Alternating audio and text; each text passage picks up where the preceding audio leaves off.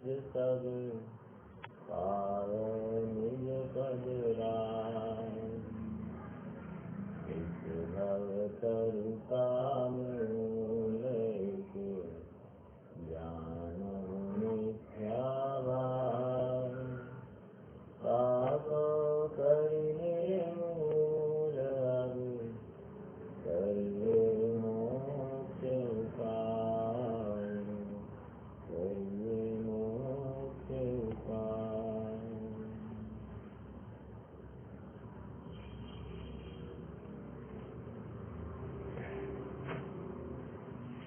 आठवां अधिकार। आठवें अधिकार में हम जिनवानी के कथन की पद्धति को देख रहे हैं। वो या उपदेश का स्वरूप। उपदेश के स्वरूप को पंडित साहब ने यहाँ पर 6 भागों में विभाजित किया है। अनुयोगों का प्रयोजन, अनुयोगों के व्याख्यान का विधान, अनुयोगों के व्याख्यान की पद्धति, अनुयोगों में दोष कल्पनाओं का निराकरण, अनुयोगों में दिखाई देने वाली परस्पर विरोध का निराकरण और अनुयोगों का अभ्यास क्रम। अब तक अपना चौथा चल रहा है, जहाँ पर अनुयोगों में दोष कल्पनाओं का निराकरण। इसमें हमने प्रथमानुयोग, कर्णानुयोग, चरणानुयोग संबंधी किसी पक्षपाती ने वहाँ पर दोष की कल्पना की, उन दोष की कल्पनाओं का निराकरण पंडित साहब के माध्यम से किया। अब कोई पक्षपाती, द्रव्यानुयोग का पक्षपाती, द्रव्यानुयोग से थोड़ा सा एलर्जी रखने वाला, वो ये कह रहा है कि द्रव्यानुयोग में आप जो ये कहते हो ना कि व्रत आदि बिल्कुल हीन कह देते हो, यूजलेस, कोई कार्यकारी नहीं है, या फिर सम्यक दृष्टि के भोग निर्जरा के हेतु तुम बोल देते हो, इससे बहुत से जीव उन्मार्ग में लग जाते, स्वच्छंद हो जाते हैं, स्वैराचारी हो जाते।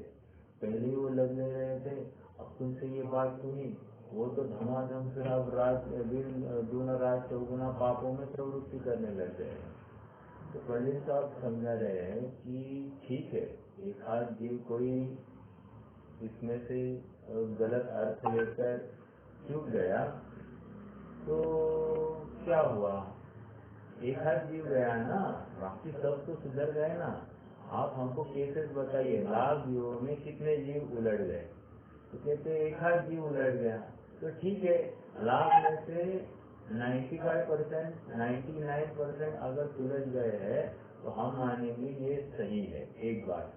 और दूसरी बात कह रहे हैं कि वो उलट गया ना, वो वैसे भी कहा सुलझा था, मतलब सुधरा था ही नहीं और अभी भी सुधरा नहीं है। तो दोनों केस में वो विपरीत मार्ग में ही है, तो इससे क्या उसका बिगाड़ हुआ? कोई बिगाड़ नहीं हुआ। समझ में आया? ये तर्क पंडित साहब ने दिया है। आइए अपन थोड़ा सा उस प्रकरण को पढ़ते हैं और फिर आगे बढ़ेंगे। पृष्ठ क्रमांक 292 है। 292 के ऊपर अपन नीचे से तीसरा पैराग्राफ। तथा यदि झूठे दोष की कल्पना करके अध्यात्म शास्त्रों को पढ़ने सुनने का, ये एक्चुअली पढ़ा है, अपन थोड़ा सा रैपिडली पढ़ेंगे तो अपन कल के विषय से जुड़ जाएंगे। तथा यदि झूठे दोष की कल्पना करके आध्यात्म शास्त्रों को पढ़ने सुनने का निषेध करे तो मोक्ष मार्ग का मूल उपदेश तो वह है। उसका निषेध करने से तो मोक्ष मार्ग का निषेध होता है। जैसे मेघ वर्षा होने पर बहुत से जीवों का कल्याण होता है और किसी को उल्टा नुकसान हो तो उसकी मुख्यता करके मेघ का तो निषेध नहीं करना। उसी प्रकार सभा में अध्यात्म उपदेश होने पर बहुत से जीवों को मोक्ष मार्ग की प्राप्ति होती है, परंतु कोई उल्टा पाप में प्रवृत्ते तो उसकी मुख्यता करके अध्यात्म शास्त्रों का तो निषेध नहीं करना। समझ में आ रहा है क्या? एक छोटा सा उदाहरण दो, उदाहरण तक ही लेना, इसको मेरा पक्ष या प्रतिपक्ष ऐसा नहीं लेना। जैसे अभी किसी को कोविड की वैक्सीन दे दी, ठीक है। तो कोविड की वैक्सीन दे दी तो उस वैक्सीन को लेकर किसी को उसका उल्टा असर भी पड़ा, या वैक्सीन लेकर भी उसको कोविड हो गई। तो कोविड का वैक्सीन लेना योग्य है या अयोग्य है? तो कह रहे हैं कि किसी एक को ये तकलीफ हो गई या लाखों करोड़ों लोगों में 1% को हो गया ये, तो इसका मतलब वैक्सीन खराब है ये सिद्ध नहीं होता। देखो मेरा पक्ष नहीं है, मैं स्वयं तो ली नहीं है, एक उदाहरण मात्र कह रहा हूँ, मुझे तो यहाँ की बात नोटिस करानी है।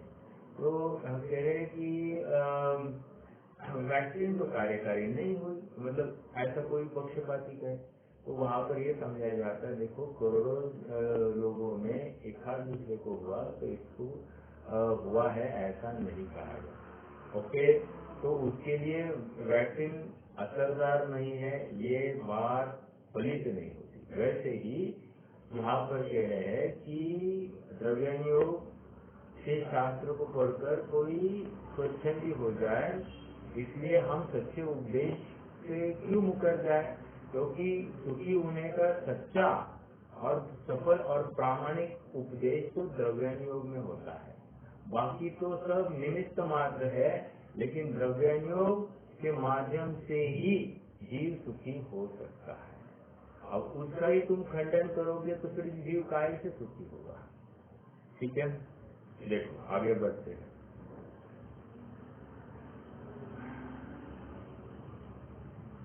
आध्यात्म उपदेश होने पर बहुत से जीवों को मोक्ष मार्ग की प्राप्ति होती है, परंतु कोई उल्टा पाप में प्रवृत्त है तो उसकी मुख्यता करके आध्यात्म शास्त्रों का निषेध नहीं करना।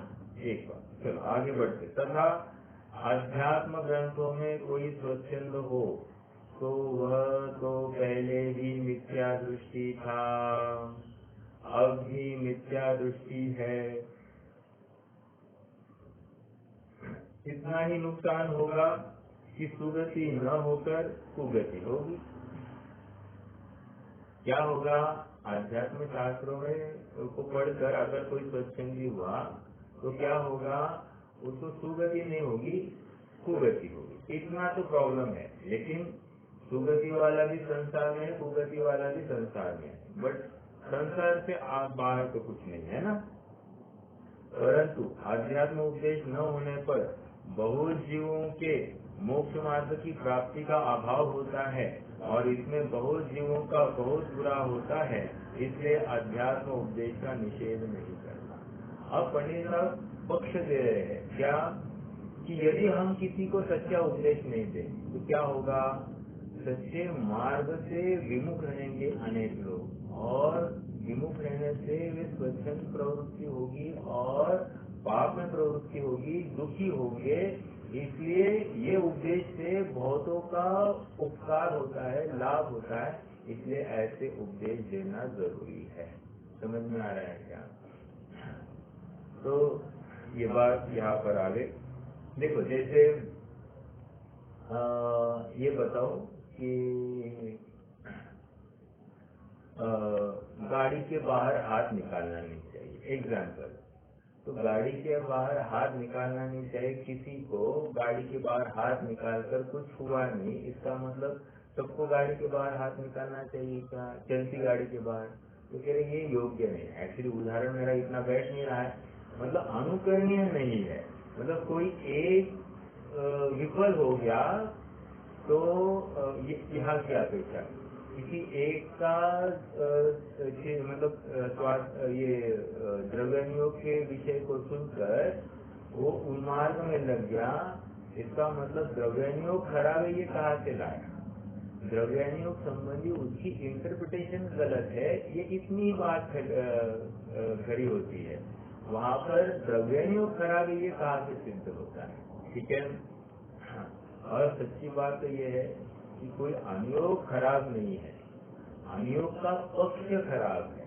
समझ में आया क्या? इसीलिए अनुयोग का पक्ष खराब है। अनुयोग अपने आप में जैसा है वैसा है, जैसी वस्तु वैसी है, उसमें या वस्तु का निरूपण जैसा करना है तो किया है, क्योंकि प्रत्येक अनुयोग ने वस्तु को किसी विशिष्ट एंगल से देखकर उसका निरूपण किया है। तो जब वस्तु उसको उस एंगल से वैसे ही दिखेगी तो वैसे निरूपण करेगा ना, अन्य प्रकार से कैसे करेगा।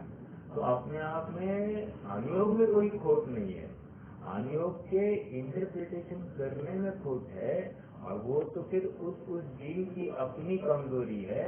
तो करना क्या है, जीव को अपनी कमजोरी को हटाना है। ठीक है, देखो आगे बढ़ते हैं। तथा कितने जीव ही लाभ करेगा, कितने ही जीव कहते हैं कि द्रव्यानुयोग रूप अध्यात्म उपदेश, अब प्रश्न कर रहा है, अध्यात्म उपदेश है वो उत्कृष्ट है। अब देखो, अब ऐसे अनेक, पहले तो कुछ जीवों का ऐसा दाखला दिया कि कह रहे कि द्रव्यानुयोग कहना ही नहीं क्योंकि स्वच्छंद होने का बहुत अवसर है। अब दूसरा, एक ऐसे जीवों का ग्रुप है या मॉब है, ऐसा एक पक्ष है, ऐसी एक मान्यता रखने वाले जीव है कि कह रहे हैं कि द्रव्यानुयोग उचली दशा वालों के लिए कार्यकारी, निचली दशा वालों के लिए कार्यकारी नहीं। मतलब क्या, द्रव्यानुयोग मुनि अवस्था में करने योग्य है, आत्मानुभवन आदि का, तो वहां पर उपदेश देना, यहाँ पर क्यों देते हो, समझ में आया। तो कह रहे हैं भैया, ऊपर की भूमिका में पहुंचना है तो पहले द्रव्यानुयोग का सहारा लेना ही पड़ेगा। बिना द्रव्यानुयोग के आत्मानुभवन नहीं होगा, और आत्मानुभवन के बिना भूमिका ऊपर नहीं बढ़ेगी। समझ में आ रहा है क्या। तो इसलिए द्रव्यानुयोग का तो सहारा लेना पड़ेगा। तू जो कह रहा है कि ऊपर की दशा में ही ये कार्यकारी है, निचली दशा में कार्यकारी नहीं है, तो बात है नहीं। आइए पढ़ते हैं थोड़ा सा, फिर से एक बार प्रश्न पढ़ते हैं, फिर उसका समाधान देखिए। तथा कितने ही जीव कहते हैं कि द्रव्यानुयोग रूप अध्यात्म उपदेश है वह उत्कृष्ट है, तो उच्च दशा को प्राप्त हो उनको कार्यकारी है, निचली दशा वालों को व्रत संयम आदि का ही उपदेश देना चाहिए। क्या कह रहे हैं, व्रत संयम, उनको सबको अकल क्या क्यों झाड़ते हो, मैं शुद्धात्मा हूँ, मैं शुद्धात्मा हूँ। ये अकल दो कि भैया व्रत संयम आदि करो तो तुम्हारा काम हो जाएगा।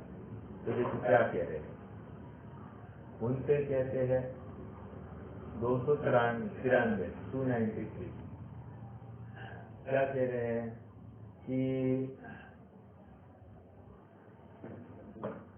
हाँ, उनसे कहते हैं कि जिन मत में यह परिपाटी है कि पहले सम्यक होता है फिर व्रत होते हैं, वह सम्यक स्वपर का श्रद्धान होने पर होता है, और वह श्रद्धान द्रव्यानुयोग का अभ्यास करने पर होता है।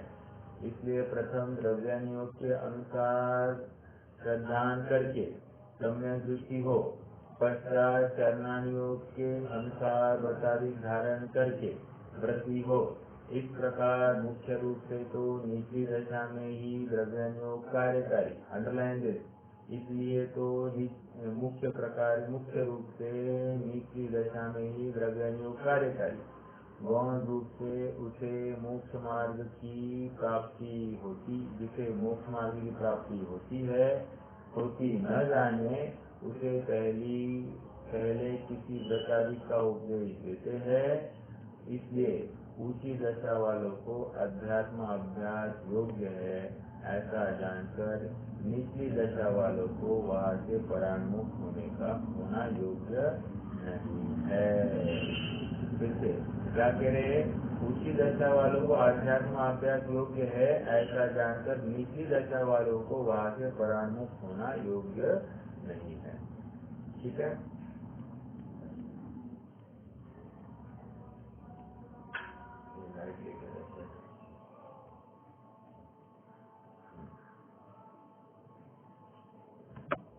समझ में आ रही क्या बात।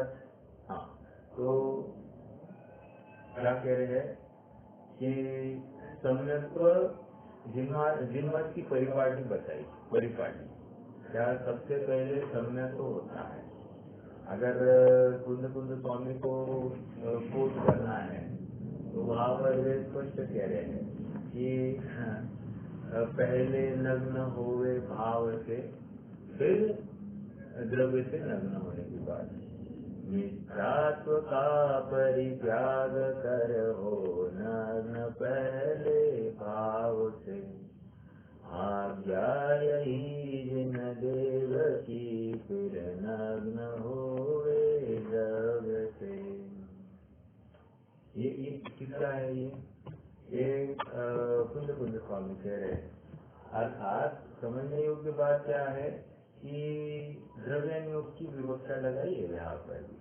नग्न होवे भाव से, अर्थात भावों में पर संबंधी आसक्ति, पर का संग को के प्रति जो आकर्षण है उसको त्यागने की बात है। जैसे भावों में उज्ज्वलता आ जाएगी, अपने आप बाहर भी द्रव्य की अपेक्षा भी उसका अवलंबन छूटेगा ही छूटेगा, कालांतर में छूट जाएगा। ज्ञानम प्रत्यक्षानम, ज्ञान ही प्रत्याख्यान, ऐसा कहकर वहाँ पर ज्ञान यथार्थ करो तो अपने आप उस पर द्रव्य का त्याग होता ही होता है। अब एक महत्वपूर्ण बिंदु है यहाँ पर कह रहे हैं कि सबसे पहले सम्यक तो होता है, फिर व्रत होते हैं। इसका क्या अर्थ लेना है, कोई बता सकता है आप में से? इसका मतलब मिथ्यात्व की अवस्था में व्रत, या फिर व्रत के अनुसार भाव, या यूँ कहो कि शुभ भाव नहीं होते हैं क्या?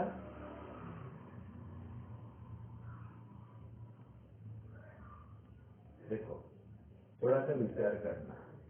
ये जो कथन है ना, व्रत बाद में होते हैं, ये कथन अनुव्रत और महाव्रत की अपेक्षा है। समझना, इसका मतलब ये नहीं है कि निचली भूमिका में स्वच्छंदी बुद्धि चल सकती। जैसे एग्जाम्पल लेते हैं कि श्रावक घाट पर चल सकता है क्या? तो ऐसे एक बार प्रसंग हुआ कि श्रावक घाट पर चल सकता है क्या? तो उसको कहा, भैया क्या प्रॉब्लम है, अपनी भूमिका कौन सी है? अपन तो अभी भी श्रावक है, श्रावकों का तो त्याग होता नहीं है, इसलिए श्रावक घाट पर चल सकता है। उसको बताया जाता है, भैया ऐसा नहीं है कि वहाँ पर वृथा स्थावर न संहारे का अर्थ क्या लेना? रज हिंसा को त्याग, वृथा स्थावर न संहारे। तो वृथा मतलब क्या? फ्री पॉकेट में तुम स्थावर का भी यूज, मतलब अनाप शनाप उनकी हिंसा में प्रवृत्ति नहीं करो। तो यहाँ पर वृथा इस शब्द का लेकर ये बात हमको समझनी चाहिए कि श्रावक भी घाट पर नहीं चलता है। दूसरी बात करें कि अनछना पानी का त्याग श्रावक होता है, कहाँ लिखा? तो 8 मूल गुण किसकी व्याख्या करना समझ में आए? रात्रि भोजन का त्याग श्रावक होता है, कहाँ लिखा? अरे देखो ना, सियाल ने क्या किया, टाइम पास किया क्या? सियाल ने दिन में होते हुए भी वहाँ पर बावड़ी में अंदर ज्यादा रात्रि दिखाई देती थी, तो उसने पानी पिया नहीं। जब सियाल कर सकता है, उसकी इतनी विवेक है, तुम कैसे नहीं करते? तो कह रहे हैं कि ये सब बातें तो एक्सपेक्टेड है कि तुम ये करते हो, उसके बाद में सम्यक की बात खड़ी हो रही है। समझ में आ रहा है क्या? तो यहाँ पर व्रत का अर्थ अनुव्रत और महाव्रत को लेकर है। समझ में आया? देखो, ऐसा हो सकता है कि किसी ने पहले ही अनुव्रत ले लिए हो या महाव्रत ले लिया हो और फिर वो सम्यक को प्रकट कर ले। ये राजमार्ग नहीं है, ये अपवाद मार्ग है। राजमार्ग तो ये है कि सबसे पहले तत्वज्ञान होता है, घर में रहकर ही परीक्षा आदि सहने का अभ्यास होता है और फिर बाहर में नग्नपना प्रकट हो जाता है। तो ये तो एक प्रोसेस है, तो ये प्रोसेस ज्यादा योग्य है। इसका मतलब दूसरी प्रोसेस होती ही नहीं है या उससे कार्य होगा ही नहीं, ये बात नहीं कह रहे हैं। लेकिन जो प्रोवन है वही प्रोसेस दी जाती है। ओके, देखो,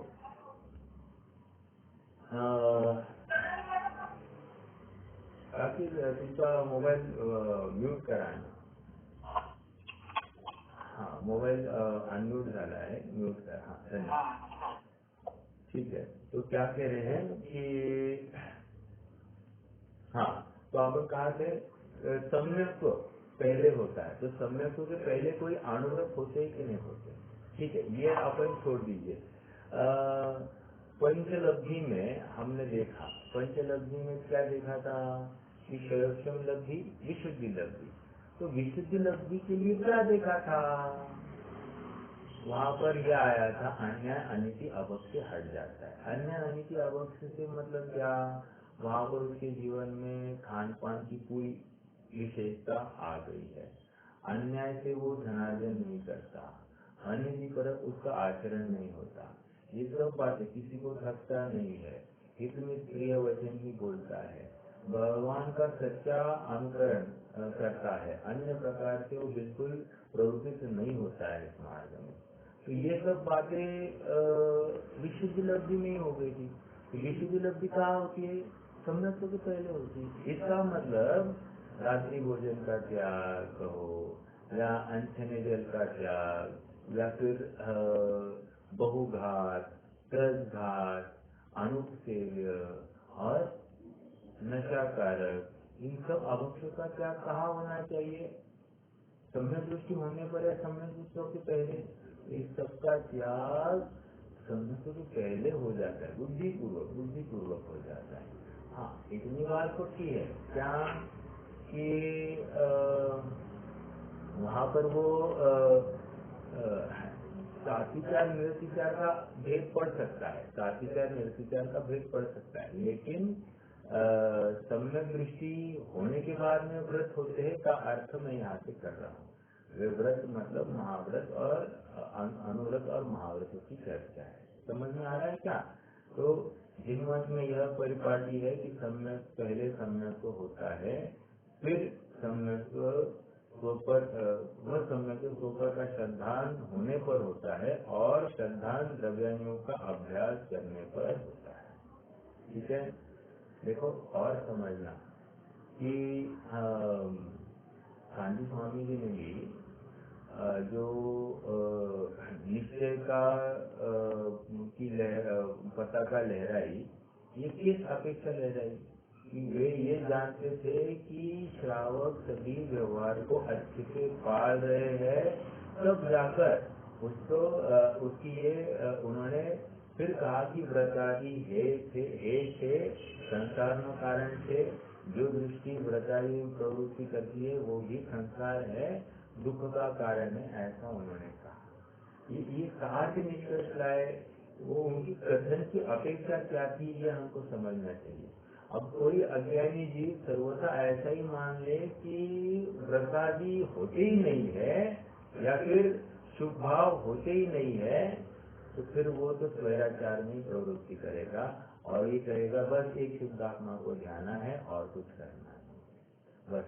लेकिन शुद्धात्मा को ध्याते हुए भी निश्चयवासी हो रहा है, शुद्धात्मा का ध्यान का विकल्प करते हुए भी स्वयं वर्तमान में अशुद्ध अवस्था है, इसकी स्वीकृति ही नहीं कर रहा है। समझ में आया? हमने निश्चयवास में काफी इसका चिंतन किया। तो ये द्रव्यानियों का पक्षपाती। तो क्या आप थोड़ा सा नोट कर रहे हैं कि द्रव्यानियों का पक्षपाती पक्षपाती मतलब दोष कल्पना का की बात खड़ा करने वाला क्यों कह रहा है ये बात? वो इसलिए कह रहा है क्योंकि उसने निश्चयवासी को देख लिया है और निश्चयवासी को देखकर वो कह रहा है कि नहीं नहीं आप सदा ही मत दो। समझ में आया? वो दूसरे के हित की अपेक्षा ही कथन कर रहा है, ऐसा नहीं है कि वो हित की अपेक्षा कथन नहीं कर रहा है, परंतु सच्चे उपदेश से चूकना नहीं चाहिए। ये पंडित साहब का कथन है। देखो कितना स्ट्रेस कर रहे हैं। अब तक क्या कह रहे थे कि निचली भूमिका में व्रतादि का अंगीकार किया जाए। चरणान योग में दोष कल्पना का निराकरण में क्या कहा था कि निचली भूमिका में व्रतादि का अंगीकार करना बहुत जरूरी, क्योंकि और बुद्धिपूर्वक करना जरूरी, क्योंकि परिणाम की विशुद्धि उसके साथ में छिपी है। ऐसा सहज निमित्त नैमित्तिक संबंध है, ऐसा पहले ही क्या है। और अब यहाँ पर मेरे व्रतादि की बात छोड़ो, यहाँ पर तो उसको द्रव्यानियोग का ही वो सच्चा उपदेश देना चाहेगा। इसका मतलब मेरा अगला प्रश्न ये है, इसका मतलब वो व्रतादि अंगीकार करे कि नहीं करे निचली भूमिका में, अर्थात तो वो करे, वो गौण रूप से वहां पर छिपी है वो बात, उसके बिना वो द्रव्यान्यों की शास्त्र पढ़ ही नहीं सकता, उसका अर्थ ही नहीं निकाल सकता। समझ में आया? अर्थात उसको शुद्धोपयोग हो ही नहीं सकता। जिस जीव को मंद कषाय रूप प्रवृत्ति नहीं है, रात्रि भोजन आदि का त्याग नहीं है, या फिर अनछने जल का त्याग नहीं हुआ है, तो उस जीव के सम्यक्त्व की कल्पना ही कोई चिंतन की विकल्प का ही खेल है, उसके आगे कोई बात नहीं। समझ में आ रहा है क्या? वो तीव्र कषाई जीव माना जा रहा है, वो मंद कषाई हो ही नहीं सकता, ये कह रहे। ओके, क्लियर हो रही बात? चलिए आगे बढ़ते हैं।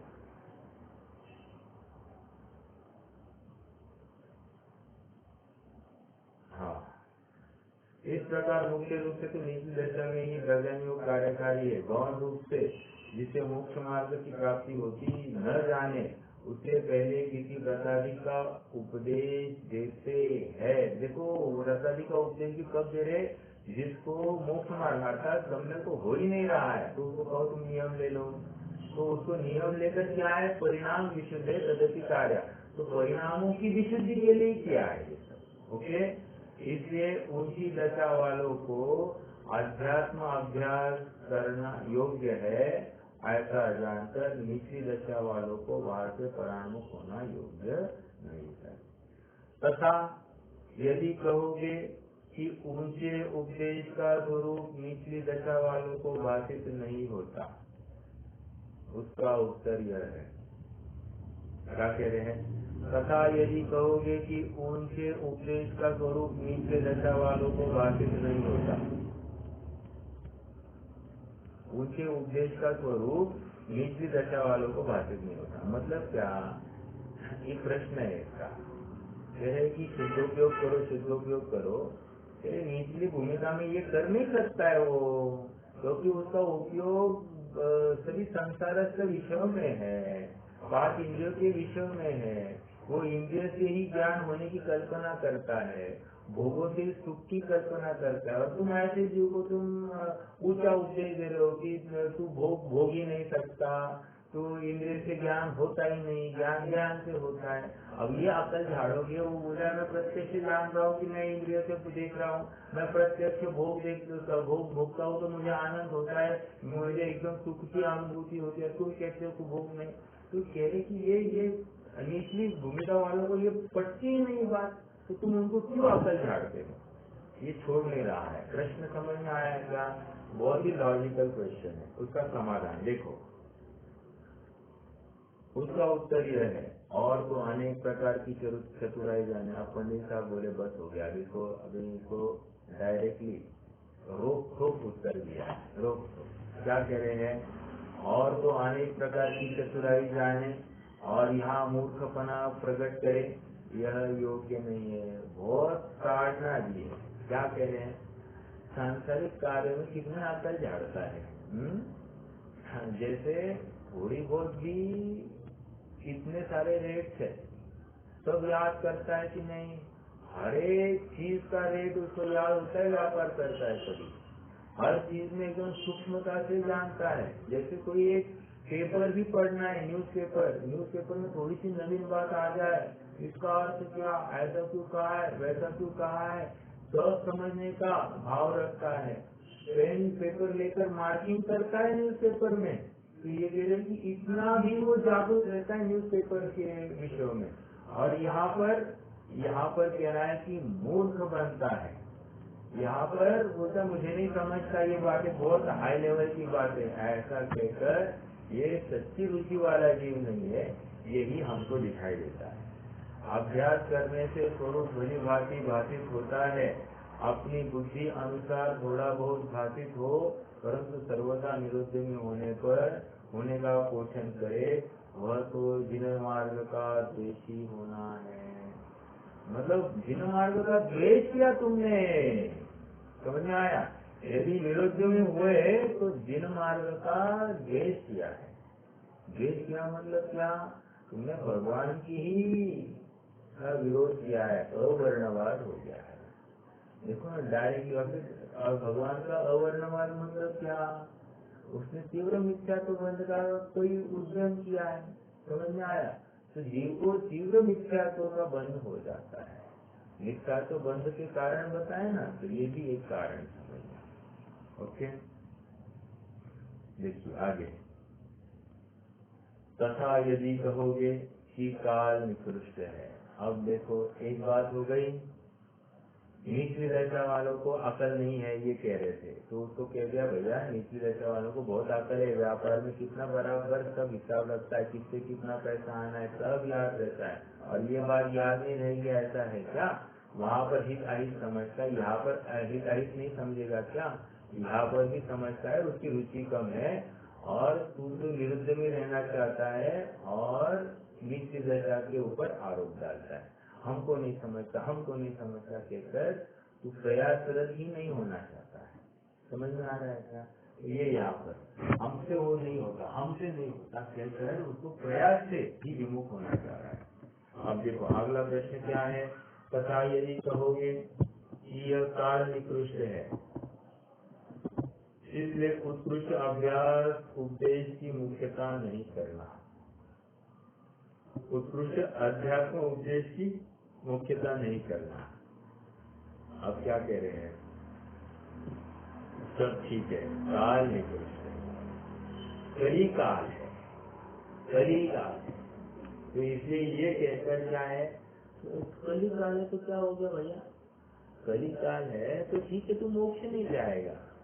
कली काल है तो तू सम्यक तो नहीं प्राप्त करेगा, ये कौन कह रहे हैं? देखो पंडित साहब ने दो बातें लिखी मंगलाचरण में, मंगलमय मंगलकरण।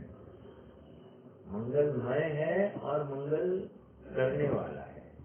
मेरा एक प्रश्न है, मंगलमय मतलब क्या और मंगलकारी मतलब क्या? मंगलकरण मतलब क्या?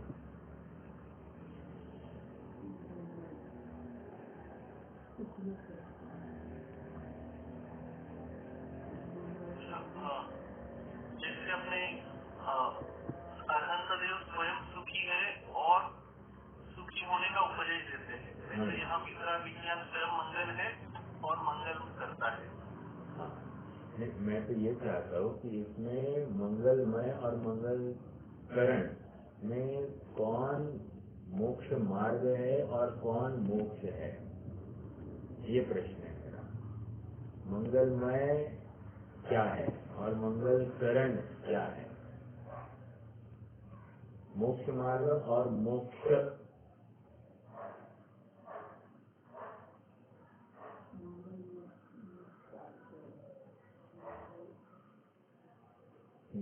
मंगलमय मोक्ष है, मंगलकरण मोक्ष मार्ग।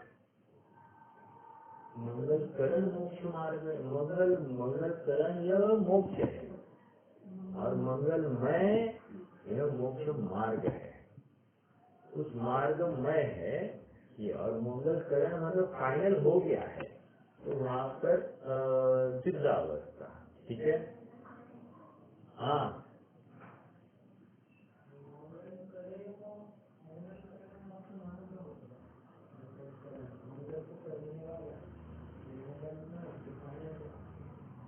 एक मिनट, हाँ देखिए मेरे पास में है।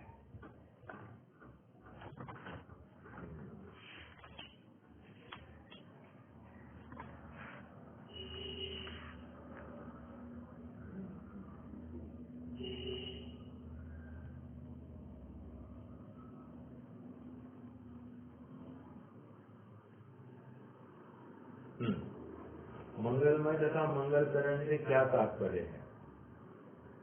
मंगलमय है अर्थात वर्तमान में सुखरूप है, यह संवर तथा निर्जरा तत्व है। ठीक है, मंगलमय को क्या कह रहे हैं? संवर तथा निर्जरा तत्व। ओके, और विचार विज्ञान मंगलकरण है अर्थात भविष्य में ही सुख का हेतु है, अर्थात मोक्ष तत्व। ओके, समझ में आ गई बात? तो कह रहे हैं कि नहीं, श्याम है भागते भागते आ गए पढ़ाई करते बोले आप गलत कह रहे, तो मैंने कहा मैं थोड़ा सा पढ़ के दिखाऊं, तो अब एकदम क्लियर हो गई बात कि मंगलमय और मंगलकरण, मंगल करण इज मोक्ष, मोक्ष तत्व कहो, मोक्ष कहो, सिद्धावस्था कहो, और मंगलमय मतलब संवर निर्जरा या मोक्ष मार्ग। आप चाहो तो वहां पर नोट कर लीजिए आपके बुक में, क्योंकि जरूरी है ये बात हमको समझनी चाहिए, मंगलमय और मंगल करण। ठीक है, ये बात मैंने क्यों पूछी, इसलिए पूछी क्योंकि ठीक है मंगल करण नहीं हो गया, ठीक है मान लिया, लेकिन मंगलमय तो है ना, तो मंगलमय पॉसिबल है ना, अर्थात संवर निर्जरा तो पॉसिबल है ना, तो तुम काल को निकृष्ट क्यों कह रहे हो? तुम्हें मुक्ति से क्या लेना देना, तुम्हें तो सुखी होने से मतलब है, और सुखी हो सकते हो ये गारंटी है। काल के ऊपर दोष देकर तुम क्या मालूम क्या करना चाहते हो? देखो एक एग्जाम्पल, अक्षय तृतीया है ना, अक्षय तृतीया, अक्षय तृतीया यह निकृष्ट घड़ी है या अच्छी घड़ी है? अक्षय तृतीया का पूरा दिन कोई बताएगा? अच्छा, 3:30 मुहूर्त में कोई है क्या उसका उसको गर्भित किया है क्या? किया है, बराबर, इतना तो मानते कि नहीं किया है, उसको निकृष्ट कहते या उत्कृष्ट कहते हैं? एक बार। अब दूसरा प्रश्न ये है कि आदिनाथ को आहार विधि मिलने से पहले वो आगे गया होगा कि नहीं वो दिवस? अक्षय तृतीया का जो दिन है, अर्थात कौन सा दिवस था? चैत्र वैशाख शुक्ल तृतीया, बराबर। तो कह रहे कि वैशाख शुक्ल तृतीया जो दिवस था उनको उसके पूर्व के दिन पर अक्षय तृतीया मनाई जा रही थी या नहीं मनाई जा रही थी? नहीं मनाई जा रही थी। तो वो उस समय फिर वो 3:30 मुहूर्त में था या नहीं था? और आज बस आहार विधि हो गई तो 3:30 मुहूर्त में आ गया, ऐसा कैसे कह रहे हो आप? इसका मतलब जिस समय घटना घटित हो गई उसके बाद में काल उत्कृष्ट हो गया, ऐसा कहना है क्या?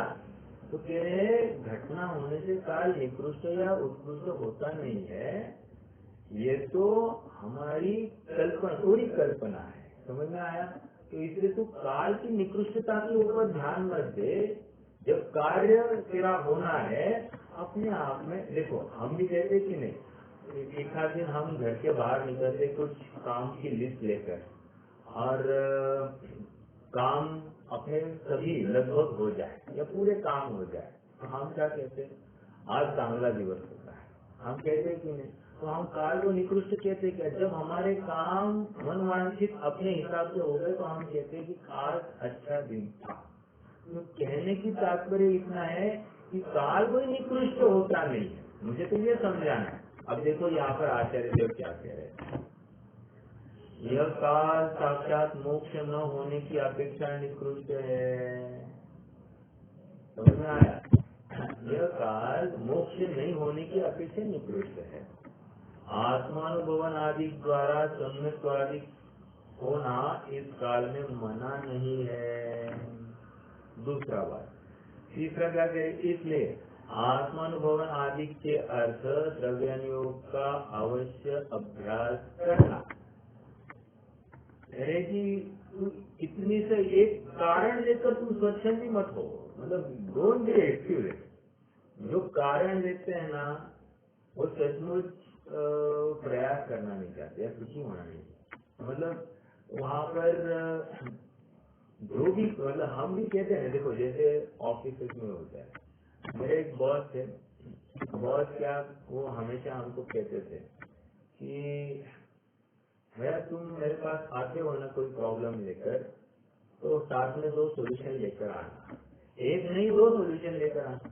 अब खोपड़ी एक प्रॉब्लम होगा, सोल्यूशन अगर मेरे पास होता तो हम तुम्हारे पास क्यों आते? समझ में आ रहा है क्या? इसका मतलब वो हमको सोचने के लिए मजबूर करता था कि भैया तुम ही सोल्यूशन ढूंढो, मेरे पास आने की जरूरत है, तुम तुम्हारा सोल्यूशन ढूंढो। तो वैसे यहाँ पर कह रहे हैं कि काल निकृत्य कहकर आत्मानुभवन करने का ही यत्न छोड़ दो, या आत्मानुभवन के लिए कार्यकारी जो शास्त्र है उनका ही अवगाहन करना, सुनना ही बंद कर दो। ये कौन सी समझदारी है? समझ में आ रहा है क्या? देखो, मैं हमेशा कहता हूँ, हम अपने स्वाध्याय के सभी जनों को जो जो अपने को मिलने आते हैं सबको कहता हूँ, भैया तुम स्वाध्याय कर रहे हो, लेकिन एक काम करना, सामयिक करना। क्यों सामयिक क्यों करना? तो किसी को लगे भाई हमारे अभी तक भूमिका नहीं, ये नहीं, वो नहीं, तुम सामयिक करा रहे क्यों कह रहे? सामयिक का इसलिए कह रहे हैं कि थोड़ा बहुत जितना भी तुम शास्त्रों के माध्यम से आत्मा के बारे में समझते हो, वो एकांत में जाकर बैठकर तुम चिंतन तो करना चालू करो। पहली बात, जब ये अभ्यास चालू हो जाएगा तो तुम अपने आप से बातें करना चालू करोगे। आज तक क्या हो रहा था, या तो तुम दूसरे से बात करते थे या तुम्हारा उपयोग बाहर था, लेकिन अब सामयिक के लिए बैठोगे तो तुम एटलीस्ट इतना तो होगा कि तुम स्वयं से बातें करोगे, स्वयं के बारे में बातें करोगे, चिंतन करोगे, तुम्हारी वैसी विचारधारा और पुष्ट होती जाएगी। इसलिए मैं हमेशा सबको कहता हूँ कि आप सामयिक करो। अगर आप हमको कुछ मानते हो तो आप थोड़ी सामयिक करो, क्योंकि सामयिक कर अपना लाभ विशेष होता है। ये मैं इतनी बात क्यों कर रहा हूँ इस पर्टिकुलर पॉइंट के क्वेश्चन में, कि द्रव्यानुयोग का अभ्यास कार्यकारी है, क्योंकि कोई भी अवस्था हो, निचली भूमिका हो तो भी और निकृष्ट काल हो तो भी। ओके, देखो मेरा एक प्रश्न है, तीसरे काल में किसी जीव को सम्यक तो हुआ होगा कि नहीं हुआ होगा? तीसरे काल में, पहले दूसरे तीसरे काल में किसी जीव को सम्यक तो हुआ होगा कि नहीं हुआ होगा?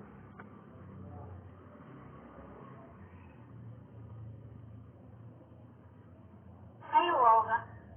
क्यों?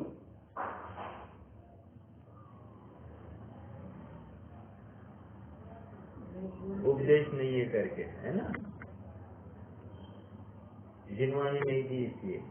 देखो ऐसा है कि पहले दूसरे तीसरे काल में भी सम्यक तो होता है, किसी के निमित्त से, जाति स्मरण कहो या कुछ भी, कोई भी बात होगी, सम्यक नहीं होता है ऐसी बात नहीं, सम्यक तो हो सकता है। ओके, एक बात तो ये है। दूसरी बात ये है कि क्या है ये नरक अवस्था। नरक अवस्था में सम्यक तो हो सकता है कि नहीं? हो सकता है। वहाँ पर कौन सा काल चलता है? वैसे नरक में कौन सा काल चलता है? काल तो सब जगह पर एक, आप ऐसे क्या पूछ रहे हो? अरे कौन से काल जैसी व्यवस्था है ये पूछना है मुझे। तेरे छठवें काल जैसी व्यवस्था है, तो वहाँ पर सम्यक तो होता है कि नहीं होता? होता है। तो फिर तुम निकृष्ट काल कहाँ से लाए? जब वहाँ पर होता है तो यहाँ पर क्यों नहीं होता? If they can why can't you? समझ में आया? तो बहाने बनाना छोड़ दो, तुम तुम्हारा काम में लग जाओ। ठीक है, देखो क्या कह रहे हैं, यह काल साक्षात मोक्ष न होने की अपेक्षा निकृष्ट है। आत्मानुभवन आदि द्वारा सम्यकवादी का होना इस काल में मना नहीं है, इसलिए आत्मानुभवन आदि के अर्थ द्रव्यानुयोग का अवश्य अभ्यास करना। ये देखो, मैंने जो पूछा ना प्रश्न, पहले 3 काल में सम्यक तो नहीं होता, तो होने के लिए क्या हो सकता है कि नहीं हो सकता है? देखो, सम्यक की कंडीशन का आप समझना, क्या है सम्यक की कंडीशन? एक तो संगी पंचेंद्रियपना, एक सीरियंत हो नहीं तो मनुष्य हो, संगी पंचेंद्रिय चाहिए। ठीक है, वहाँ तो हम नारकियों को और देवों को भी ले रहे हैं। ठीक है, तो संगी पंचेंद्रियपना एक, पर्याप्त होना चाहिए, निर्वृत्य पर्याप्त की बात नहीं चल रही, पर्याप्त की बात चल रही है। 2, तीसरा जागरूक अवस्था। 3, चौथा है साकार उपयोगवान, निराकार उपयोगवान नहीं चाहिए। 5वां भव्य होना चाहिए। भव्य तो होगा, मतलब कहने की बात यह है कि ये इतनी कंडीशन सेटिस्फाई करे तो कोई भी चीज सम्यक प्रकट कर सकता है। ऐसी बात कहाँ से लाई? पंचलब्धि पूर्वक ही गुजरने वाला है, दूसरा मार्ग नहीं है, पंचलब्धि पूर्वक ही गुजरने वाले जीव को यहाँ पर सम्यक। तो कहने की बात यह है कि वहाँ पर कोई अड़ंगा नहीं है, काल का वहाँ पर कोई भी ये नहीं है कि रुकावट नहीं कि वहाँ पर सम्यक नहीं हो। नहीं, यहाँ पर समझाने वाले कोई नहीं है, यहाँ पर भोग ही भोग है, सब माना, लेकिन वहाँ पर सम्यक हो सकता है। ओके, यहाँ तक बात आती है। बोलो वहाँ पर सम्यक तो कितने दिन में होगा? जैसे यहाँ पर 8 वर्ष के बाद में होता है, बराबर। यहाँ पर किसी जीव को, पंचम काल के जीव को कितने दिन में होता है? फिर गर्भ अवस्था से लेकर 8 वर्ष के बाद में, नॉट बाहर आने के बाद में। गर्भ से बाहर आने के बाद 8 वर्ष नहीं, गर्भ अवस्था से लेकर 8 वर्ष, अर्थात 7.25 वर्ष का हो गया ना, तभी इसको सम्यक्त्व होने की लायकात हो जाती है। तो ये तो कर्म भूमि के मनुष्य की हो गई। वो भूमि के मनुष्य की क्या लायकात है सम्यक्त्व करने की?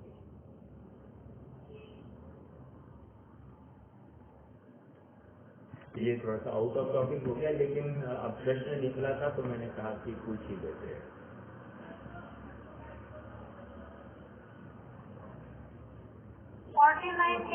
हाँ, 49 डेज।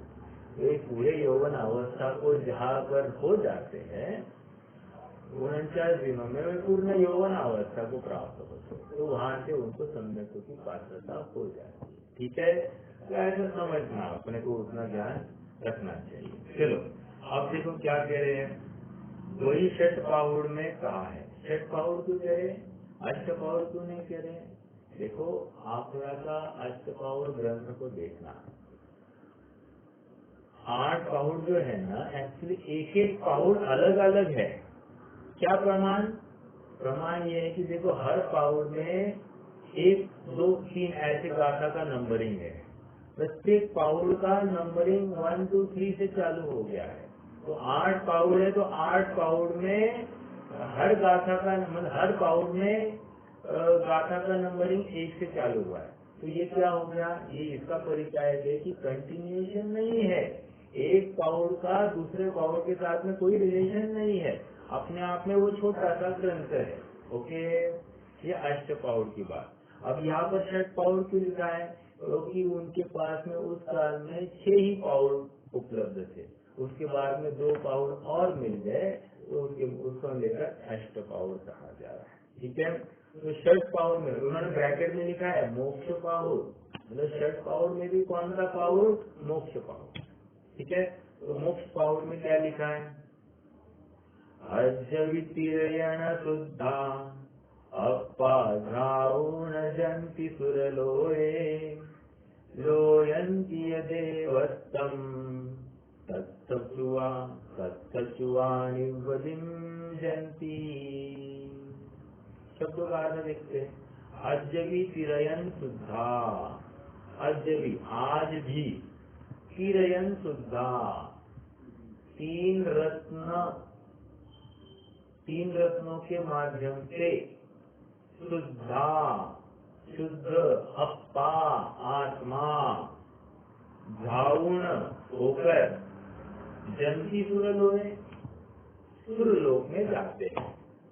ठीक है, कौन कह रहे? मोक्ष पाहुड़ में कुंद स्वामी कह रहे हैं कि आज ही जीव रत्नत्रय के बल पर शुद्ध होकर वे क्या कहते हैं? सुरलोक में जाते हैं। ठीक है, अब क्या आगे देखो, सेकेंड लाइन, लोयंतीय देवत्तम। लोयंतीय लोकांतिक देव होते हैं, सुरलोक में गए लोकांतिक देव हुए। सत्सचुआ मतलब लोकांतिक भव वाला जो सुरलोक था, अर्थात लोकांतिक देव कौन सा है? वैसे कोई बता सकता है लोकांतिक देव?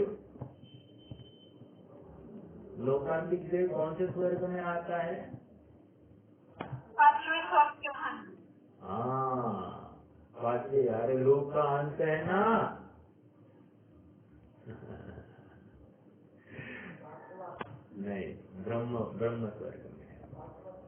ब्रह्म कौन सा है?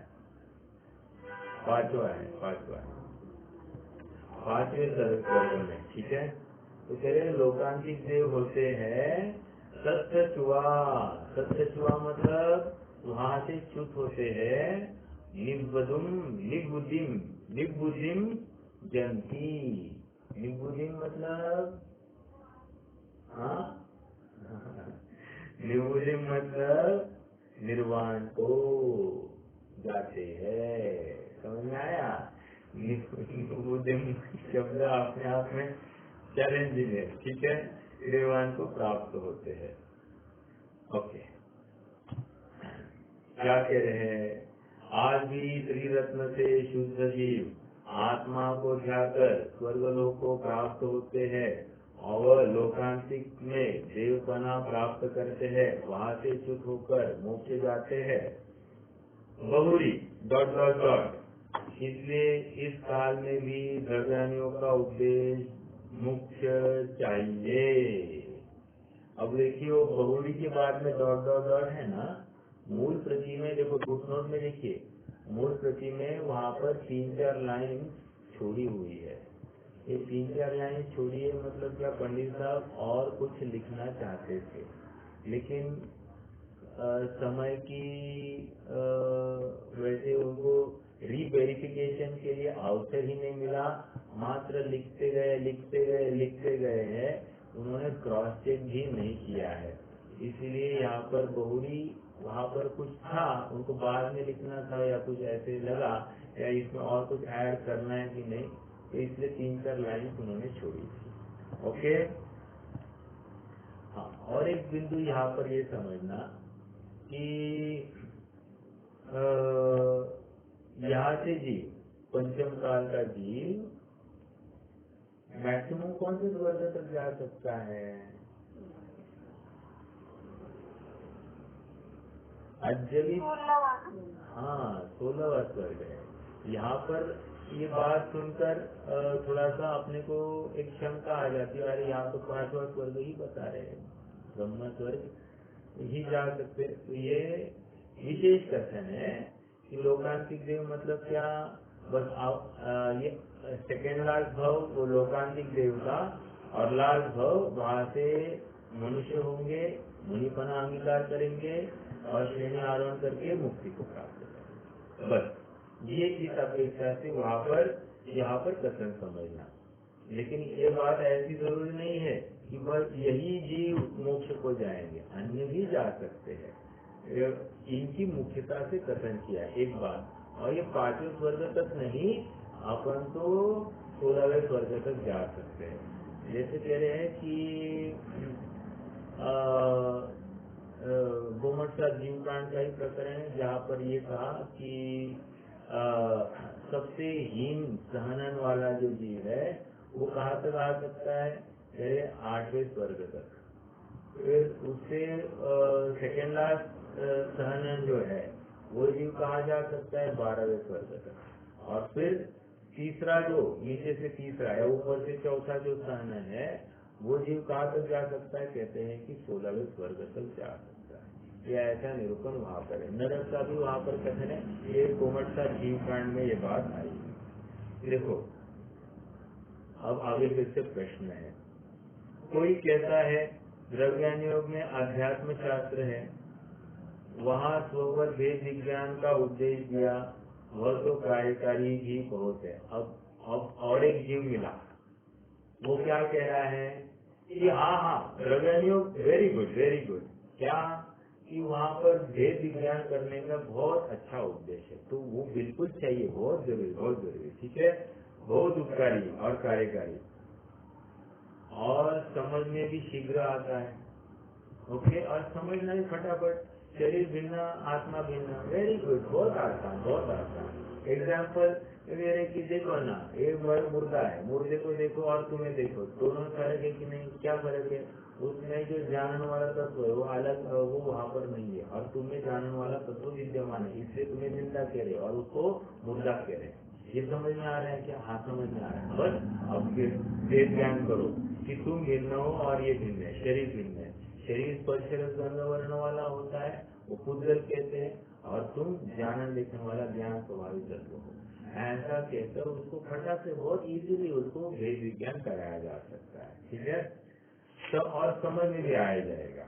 परंतु द्रव्य गुण पर्यादिक का, वो प्रमाण न्यायादिक का, वो अन्य मत के तहत तत्वाधिक के निराकरण का कथन किया, तो उनके अभ्यास से विकल्प विशेष होते हैं और वे बहुत प्रयास करने पर जानने में आते हैं, इसलिए उनका अभ्यास नहीं करना।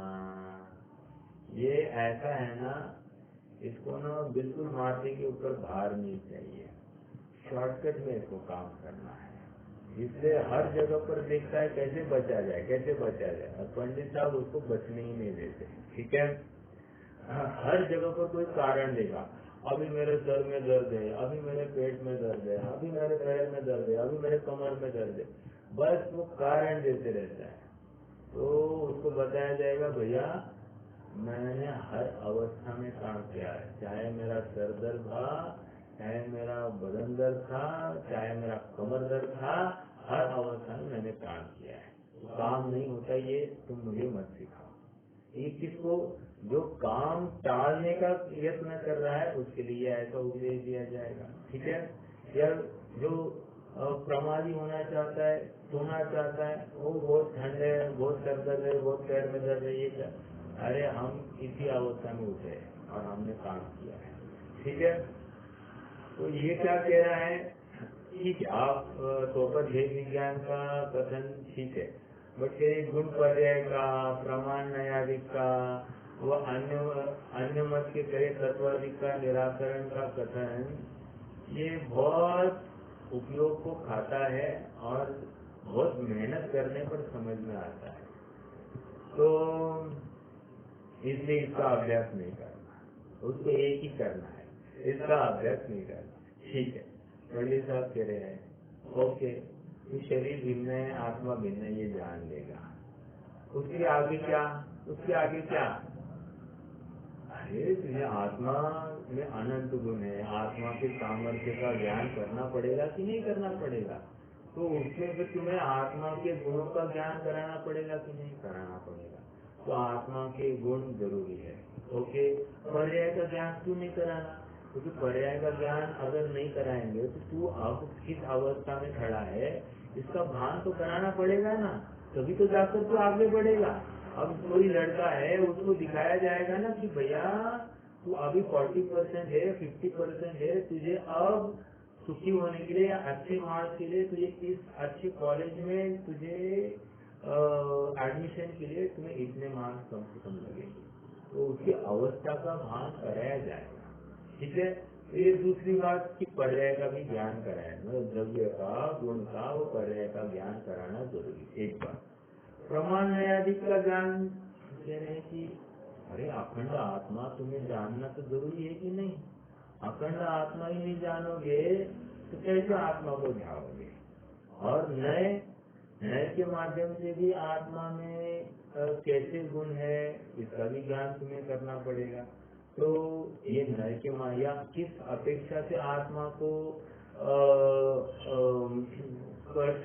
जीव कहा जाता है, किस अपेक्षा से आत्मा को संसारी कहा जा रहा है, किस अपेक्षा से उसको गति कही गई, इंद्रिया कही गई, किस अपेक्षा से आत्मा को लेख्या कही गई, ये सब तुम्हें जानना पड़ेगा, और ये जानने के लिए तुम्हें नए का आश्रय लेना पड़ेगा। समझ में आ रहा है क्या?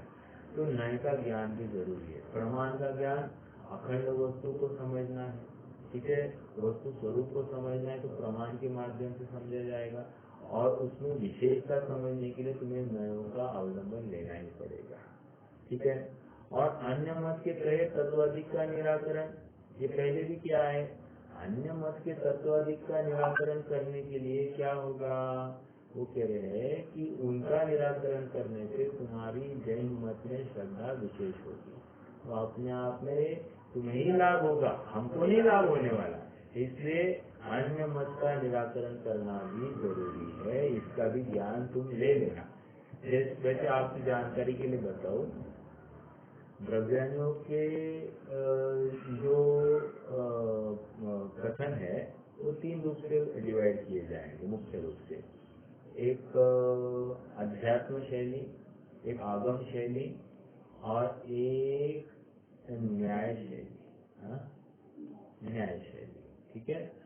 आध्यात्म शैली ये पूरा आत्मा के ऊपर फोकस करते हैं या तात्विक बात करते हैं, 7 तत्वों के रिलेटेड बात करता है आध्यात्म शैली। आगम शैली जो है ना 6 द्रव्यों की अपेक्षा कथन करता है, ठीक है। आगम शैली 6 द्रव्यों की मुख्यता से कथन करता है।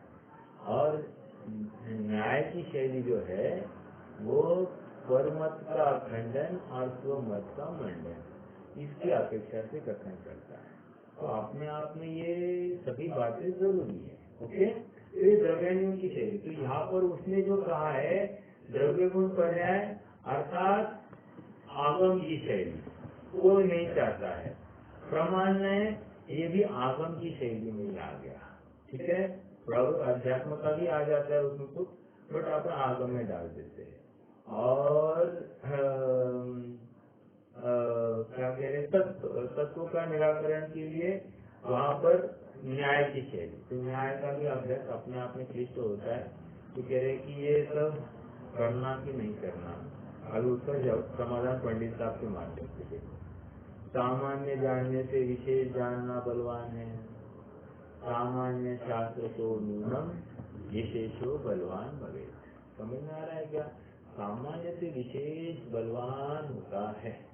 कैसे जाना, कैसे जाना, देखो थोड़ा सा मैं बताऊँ। मान लीजिए कि मुझे कोई प्लॉट देखना है, तो प्लॉट के बारे में मुझे किसी ने बताया कि इस रोड पर है, इस लोकेशन पर है, और इसके सामने ऐसा है, उसके सामने ये है, पीछे ये है, सामने से रास्ता, लेफ्ट साइड से रास्ता, वो कॉर्नर प्लॉट है, आदि आदि सब बताया। ये तो सामान्य जानकारी मुझे हो गई, हालांकि इसमें विशेष है।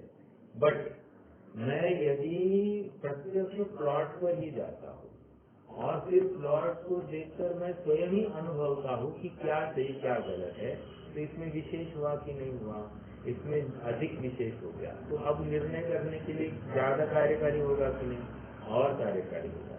तो कह रहे हैं कि सामान्य शास्त्र की, सामान्य ज्ञान की अपेक्षा विशेष ज्ञान कार्यकारी ज्यादा होता है, बलवान होता है निर्णय करने के लिए। देखो और बताएं, जैसे हमको बताया गया कि एक बूंद पानी में असंख्य जीव है, ठीक है। ये तो सामान्य रूप कथन हमने समझ लिया। अब इसी को हमने क्या किया, एक माइक्रोस्कोप लाया, माइक्रोस्कोप के नीचे एक बूंद पानी डाली और उसमें हमने जीवों को ढूंढने की कोशिश किया।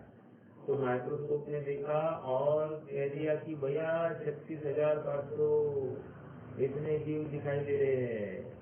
ओ, माइक्रोस्कोप ने देख लिया, विशेष देखा, ओके। तो कह रहे हाँ, देन प्रूव दैट जब माइक्रोस्कोप देख रहा है 36,500, तो केवल ज्ञान में असंख्या देखे तो कोई इसमें क्षमता नहीं है, पर करेक्ट कि ये विशेष जानकारी हो गई, आज जीव होते हैं एक बूंद पानी में, ये निर्णय हो गया। तब हुआ ये सामान्य से विशेष जानकारी होने के बाद में। और क्या होता है, जब विशेष जानकारी होती तो अपने आप ये हटता है। कहाँ से हटता है? जो प्रमादी प्रवृत्ति है अपने आप हट जाता है, विशेष जानकारी होने पर ये कार्य होता है, ठीक है। तो कह रहे कि सामान्य जानने से विशेष जानना बलवान। जो विशेष जानता है त्यो वस्तु स्वरूप निर्मल भाषित होता है, श्रद्धा दृढ़ होता है, रागा भी घटते हैं, इसलिए उस अभ्यास में प्रवर्तन योग्य है। इस प्रकार चारों अनुयोगों में दोष कल्पना करके अभ्यास से परामुख होना योग्य नहीं है। चारों अनुयोगों के अभ्यास से परामुख होना योग्य नहीं है। ऐसा नहीं कहा द्रव्यानुयोग के अभ्यास से परामुख होना या कर्णानुयोग या चरणानुयोग, चारों अनुयोगों के अभ्यास से परामुख होना या कोई दोष करके खड़ा करके तुम अभ्यास से स्वयं को वंचित करो, योग्य नहीं है। समझ में आया? इसमें महत्वपूर्ण बात इस लास्ट पैराग्राफ में क्या कहा, जो त्यो डिग्री टू डिग्री जो विशेष जानता है, जो तत्व ज्ञान निर्मल होते जाता है, त्यो उसकी वस्तु स्वरूप संबंधी श्रद्धा या आस्था और दृढ़ होती है, और जितनी दृढ़ होती है उतना उसे आत्म तत्व निर्मल भाषित होता है, अर्थात आत्मा का विश्वास उसको उतना अच्छा होने लगता है। उसकी प्रतीति करने के लिए वो और उद्यमी होता है, उसकी स्थिरता बढ़ जाती है। श्रद्धांग होता है रागादि घटते, इसलिए उस अभ्यास में प्रवृत्त। देखो और एक बात कह दिया, श्रद्धांग दृढ़ हुआ ही हुआ, रागादि घटते हैं। रागादि घटते मतलब कषाय घटते हैं, तो वहाँ पर उसकी आसक्ति अपने आप पर द्रव्य में घट जाती है और फिर सुखी होने की कल्पना छूट जाती है। ठीक है, ये विशेष बात आ गई। और कुछ होगा तो अपन कल देखेंगे। कोई प्रश्न है तो आप रख सकते हैं, नहीं तो दिन